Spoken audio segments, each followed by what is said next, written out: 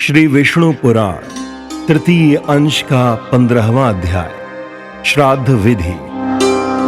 और वह बोले, हे राजन, श्राद्ध काल में जैसे गुणशील ब्राह्मणों को भोजन कराना चाहिए वह बतलाता हूं, सुनो। तृणाचिकेत, त्रिमधु, त्रिसुपर्ण, छहों वेदांग के जानने वाले, वेदवेत्ता, श्रोत्रिय, योगी और ज्येष्ठ सामग तथा ऋत्विक, भांजे, दौहित्र, जामाता, श्वशुर, मामा, तपस्वी, पंचाग्नि, तपने वाले, शिष्य, संबंधी और माता पिता के प्रेमी इन ब्राह्मणों को श्राद्ध कर्म में नियुक्त करे। इनमें से तृणाचिकेत आदि पहले कहे हुओं को पूर्व काल में नियुक्त करे और ऋत्विक आदि पीछे बतलाए हुओं को पितरों की तृप्ति के लिए उत्तर कर्म में भोजन करावे।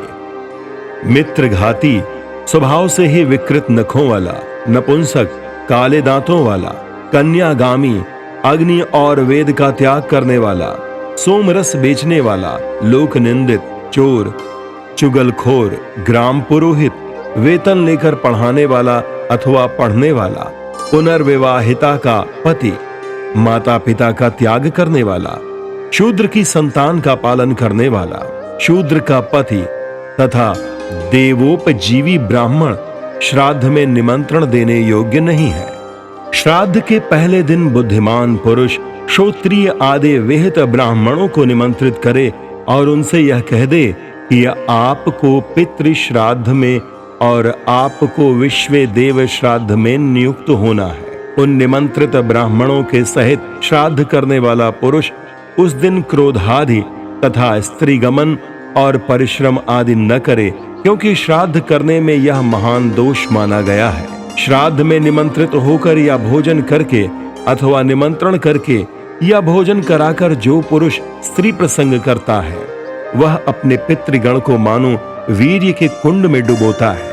अतः श्राद्ध के प्रथम दिन तो पहले इन बताए गए गुण विशिष्ट द्विज श्रेष्ठों को निमंत्रित करे, और यदि उस दिन कोई अनिमंत्रित तपस्वी ब्राह्मण घर आ जाएं तो उन्हें भी भोजन करावे। घर आए हुए ब्राह्मणों का पहले पाद शुद्धि आदि से सत्कार करे, फिर हाथ धोकर उन्हें आचमन कराने के अनंतर आसन पर बिठावे। अपनी सामर्थ्यानुसार पितृगण के लिए अयुग्म और देवगण के लिए युग्म ब्राह्मण नियुक्त करे, अथवा दोनों पक्षों के लिए एक एक ब्राह्मण की नियुक्ति करे। और इसी प्रकार वैश्वदेव के सहित मातामह श्राद्ध करे, अथवा पितृपक्ष और मातामह पक्ष दोनों के लिए भक्ति पूर्वक एक ही वैश्वदेव श्राद्ध करे। देव पक्ष के ब्राह्मणों को पूर्वाभिमुख बिठाकर और पितृपक्ष तथा मातामह पक्ष के ब्राह्मणों को उत्तर मुख बिठाकर भोजन करावे।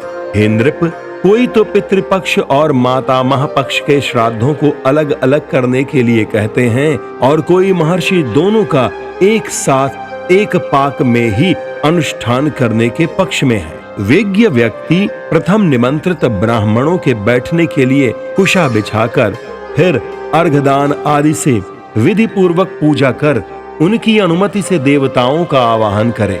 तदनंतर श्राद्ध विधि को जानने वाला पुरुष यव मिश्रित जल से देवताओं को अर्घदान करे और उन्हें विधि पूर्वक धूप, दीप, गंध तथा माला आदि निवेदन करे। ये समस्त उपचार पितृगण के लिए अपसव्य भाव से निवेदन करे और फिर ब्राह्मणों की अनुमति से 2 भागों में बटे हुए कुशाओं का दान करके मंत्रोच्चारण पूर्वक पितृगण का आवाहन करे तथा हे राजन, अपसव्य भाव से तिलोदक से अर्घादि करे। हे नृप, उस समय यदि कोई भूखा पथिक अतिथि रूप से आ जाए तो निमंत्रित ब्राह्मणों की आज्ञा से उसे भी यथेच्छ भोजन करावे। अनेक अज्ञात स्वरूप योगी गण मनुष्यों के कल्याण की कामना से नाना रूप धारण कर पृथ्वी तल पर विचरते रहते हैं। अतः विज्ञ पुरुष श्राद्ध काल में आए हुए अतिथि का अवश्य सत्कार करें। हे नरेंद्र, उस समय अतिथि का सत्कार न करने से वह श्राद्ध क्रिया के संपूर्ण फल को नष्ट कर देता है। हे पुरुष श्रेष्ठ, तदनंतर उन ब्राह्मणों की आज्ञा से शाक और लवणहीन अन्न से अग्नि में 3 बार आहुति दें। हे राजन, उनमें से अग्नये कव्यवाह्यनाय स्वाहा इस मंत्र से पहली आहुति सोमाय पितृमते स्वाहा, इससे दूसरी, और वैवस्वताय स्वाहा इस मंत्र से तीसरी आहुति दें। तदनंतर आहुतियों से बचे हुए अन्न को थोड़ा थोड़ा सब ब्राह्मणों के पात्रों में परोस दें। फिर रुचि के अनुकूल अति संस्कार युक्त मधुर अन्न सबको परोसें और अति मृदुल वाणी से कहें कि आप भोजन कीजिए। ब्राह्मणों को भी तदगत चित्त और मौन होकर प्रसन्न मुख से सुखपूर्वक भोजन कराना चाहिए तथा यजमान को क्रोध और उतावलेपन को छोड़कर भक्ति पूर्वक परोसते रहना चाहिए। फिर रक्षोघ्न अर्थात ओम अपहता असुरा रक्षांसि वेदि पदः इत्यादि मंत्र से पाठ कर श्राद्ध भूमि पर तिल छिड़कें तथा अपने पितृ रूप से उन द्विज श्रेष्ठों का ही चिंतन करें और कहें कि इन ब्राह्मणों के शरीर में स्थित मेरे पिता, पितामह और प्रतिपितामह आदि आज तृप्ति लाभ करें। होम द्वारा सबल होकर मेरे पिता, पितामह और प्रतिपितामह आज तृप्ति लाभ करें। मैंने जो पृथ्वी पर पिंडदान किया है उससे मेरे पिता, पितामह और प्रतिपितामह तृप्ति लाभ करें।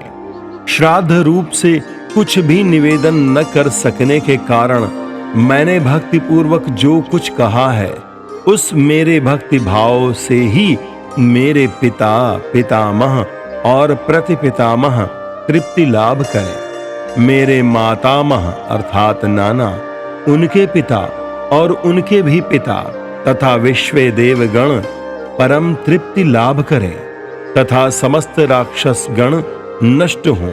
यहाँ समस्त हव्य कव्य के भोक्ता यज्ञेश्वर भगवान हरि विराजमान हैं, अतः उनकी सन्निधि के कारण समस्त राक्षस और असुर गण यहाँ से तुरंत भाग जाएं। तदनंतर ब्राह्मणों के तृप्त हो जाने पर थोड़ा सा अन्न पृथ्वी पर डालें और आचमन के लिए उन्हें एक एक बार और जल दें। फिर भली प्रकार तृप्त हुए उन ब्राह्मणों की आज्ञा होने पर समाहित चित्त से पृथ्वी पर अन्न और तिल के पिंड दान करें और पितृतीर्थ से तिल युक्त जलांजलि दें तथा मातामह आदि को भी उस पितृतीर्थ से ही पिंड दान करें।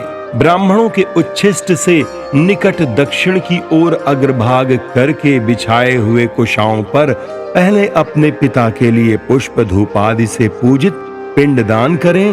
तत्पश्चात एक पिंड पितामह के लिए और एक प्रतिपितामह के लिए दें और फिर कुशाओं के मूल में हाथ में लगे अन्न को पोंछकर लेप भाग भुजस्य तृप्यन्ताम ऐसा उच्चारण करते हुए लेप भोजी पितृगण को तृप्त करें। इस प्रकार गंध और मालादि युक्त पिंडों से मातामह आदि का पूजन कर फिर द्विज श्रेष्ठों को आचमन करावें। और हे नरेश्वर, इसके पीछे भक्ति भाव से तन्मय होकर पहले पितृपक्षीय ब्राह्मणों का स्वस्वधा यह आशीर्वाद ग्रहण करता हुआ यथाशक्ति दक्षिणा दे। फिर वैश्वदेविक ब्राह्मणों के निकट जा उन्हें दक्षिणा देकर कहे कि इस दक्षिणा से विश्वे देवगण प्रसन्न हों। उन ब्राह्मणों के तथास्तु कहने पर उनसे आशीर्वाद के लिए प्रार्थना करे और फिर पहले पितृपक्ष के और पीछे देव पक्ष के ब्राह्मणों को विदा करे। विश्वे देवगण के सहित मातामह आदि के श्राद्ध में भी ब्राह्मण भोजन, दान और विसर्जन आदि की यही विधि बतलाई गई है। पितृ और मातामह दोनों ही पक्षों के श्राद्धों में पाद शौच आदि सभी कर्म पहले देव पक्ष के ब्राह्मणों के करें, परंतु विदा पहले पितृपक्षीय अथवा मातामह पक्षीय ब्राह्मणों की ही करें। तदनंतर प्रीति वचन और सम्मान पूर्वक ब्राह्मणों को विदा करें और उनके जाने के समय द्वार तक उनके पीछे पीछे जाएं तथा जब वे आज्ञा दें तो लौट आवे। फिर विज्ञ पुरुष वैश्व देव नामक नित्य कर्म करे और अपने पूज्य पुरुष बंधुजन भृत्यगण के सहित स्वयं भोजन करे। बुद्धिमान पुरुष इस प्रकार पैतृय और मातामह श्राद्ध का अनुष्ठान करे। श्राद्ध से तृप्त होकर पितृगण समस्त कामनाओं को पूर्ण कर देते हैं। दौहित्र अर्थात लड़की का लड़का, कुतप अर्थात दिन का 8वां मुहूर्त और तिल, ये 3 तथा चांदी का दान और उसकी बातचीत करना, ये सब श्राद्ध काल में पवित्र माने गए हैं। हे राजेंद्र, श्राद्धकर्ता के लिए क्रोध, मार्गगमन और उतावलापन, ये 3 बातें वर्जित हैं तथा श्राद्ध में भोजन करने वालों को भी इन तीनों का करना उचित नहीं है। हे राजन, श्राद्ध करने वाले पुरुष से विश्व देवगण, पितृगण, मातामह और कुटुंबी जन सभी संतुष्ट रहते हैं। हे भोपाल, पितृगण का आधार चंद्रमा है और चंद्रमा का आधार योग है, इसलिए श्राद्ध में योगी जन को नियुक्त करना अति उत्तम है।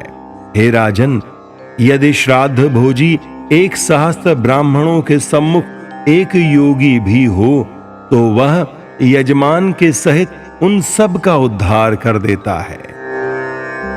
इति श्री विष्णु पुराणे तृतीये अंशे 15 अध्यायः।